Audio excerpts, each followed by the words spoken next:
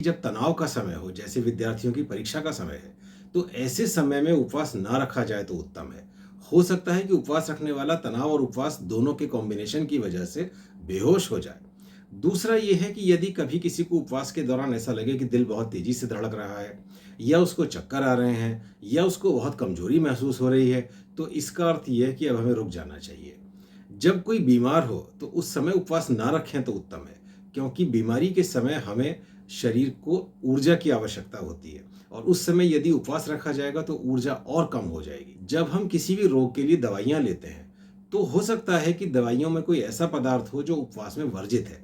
उदाहरण के लिए यदि हम किसी कैप्सूल की बात करते हैं, तो जो कैप्सूल होते हैं वो ज़्यादातर जिलेटिन के बने हुए होते हैं, और जिलेटिन जानवरों की हड्डियों से आता है। तो इस परिस्थिति में यदि उपवास रखा भी तो उसका कोई धर्म लाभ नहीं होने वाला है।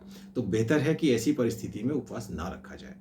जिन लोगों को डायबिटीज है, मधुमेह है, उनको कुछ विशेष ध्यान रखने होंगे, उनको अपनी दवाइयों में परिवर्तन करना होगा, क्योंकि यदि मधुमेह की दवाइयां नॉर्मल तरीके से खा ली जाए और उसके बाद कुछ खाया ना जाए, तो हो सकता है कि ब्लड शुगर खतरनाक लेवल तक नीचे चला जाए और वो जान को खतरे में डाल दे।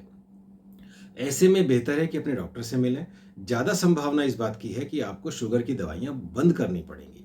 यदि किसी शुगर के मरीज को, डायबिटीज़ के मरीज को उपवास के दौरान घबराहट हो, लगे कि दिल बहुत तेज़ी से धड़क रहा है, पसीना आने लगे, तो ऐसी परिस्थिति में तुरंत पानी के अंदर ग्लूकोज़ घोल के पी लेना चाहिए। ये एक इमरजेंसी होती है जिसमें कि हम ब्लड शुगर बाद में चेक करते हैं, पहले ग्लूकोज़ पिलाते हैं। जो उपवास के बाद उपवास खोलते समय भोजन लिया जाता है, वो यदि बहुत भारी, बहुत तला हुआ होगा, तो वह उपवास के सारे स्वास्थ्य लाभ भी खत्म कर देगा, और इससे आपको नींद आना, चक्कर आना जैसी समस्या भी आ सकती है। तो इसलिए जब उपवास खोलें तो हल्का भोजन करें।